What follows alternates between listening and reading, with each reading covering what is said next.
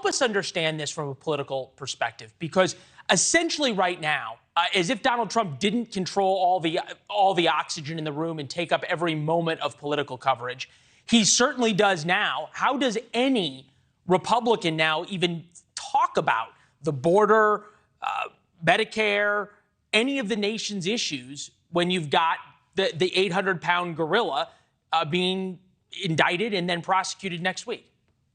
Well, that's sort of the problem. Whatever happens in this case and however this goes, this has been the persistent problem for Republicans, is there's really only one thing that Republicans have to talk about, which is Donald Trump, right? Because, as you said, for all of the reasons, the historic nature of a president who tried to steal a second term, claims that he actually won a second term, is running again after losing, all of that is unprecedented. All of that is all of those things. And it's easy with Trump to get caught up in the unprecedentedness of him and all the things that he does. You know, he's also the first game show host to ever win the presidency. There's a lot of firsts associated with Donald Trump. The challenge for his party is the majority of Republicans would rather not deal with Donald Trump's baggage.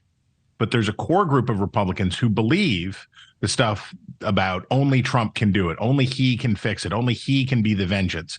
And when mainstream Republicans repeat the claims of Trump about how rigged the system is and how it's the Biden Democrats and how all of this is orchestrated, or when Ron DeSantis says that Florida will not cooperate with any extradition, and on and on and on, you see how on the core issue inside the Republican Party, which is MAGA or never Trump, or which side do you fall on a really irrelevant question from a policy standpoint, where do you fall on Donald Trump?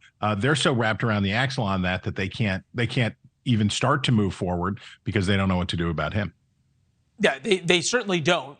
It seemed as though, you know, Republicans thought they were getting away from Trump a la 2022, or at least hoping to, and it hasn't come through.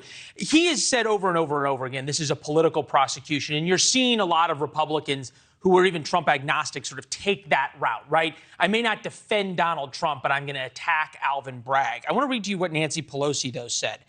No one is above the law, and everyone has the right to a trial to prove innocence. Trials to prove innocence are something that happened in the Soviet Union. Trials to prove guilt are what we do in the United States. Do Democrats have a risk here of gloating just a little too much, seeming just a little too excited about this? Well, both sides have the same risk, right?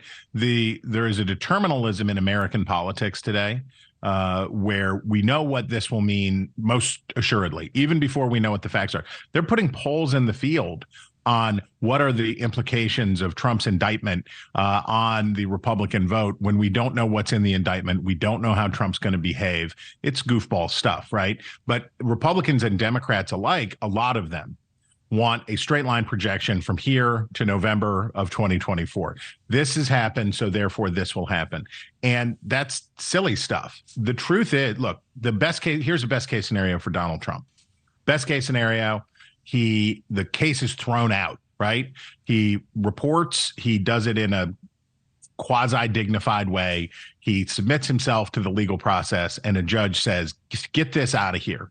This is no kind of case, and Trump gets to win, right? He gets to quickly win and move on to the next criminal prosecutions that he may face. And he gets and it builds the mythos of Trump, right?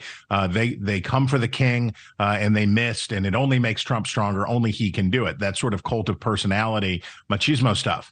On the other hand, worst case scenario for Trump, of course, is it's a long trial, or the two worst case scenarios for Trump. One, it's a long trial. It's a serious charge and he gets convicted.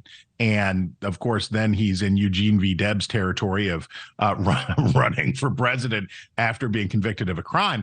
But the other one is that Bragg has not bed-sheeted Trump, but that it is a more modest, more humiliating kind of charge, and that Trump has to make a decision about a plea bargain. You know, will he pay the $3,500 fine and submit to court-appointed to court-approved monitoring or whatever? So there's a whole range of options here, and how Bragg acts, how Trump acts, how the Democrats act, how everybody acts here will tell us what's going to happen. Thank you for watching. Go to newsnationnow.com to find News Nation on your television provider. And don't forget to click the red subscribe button below to get more of News Nation's fact-driven, unbiased coverage.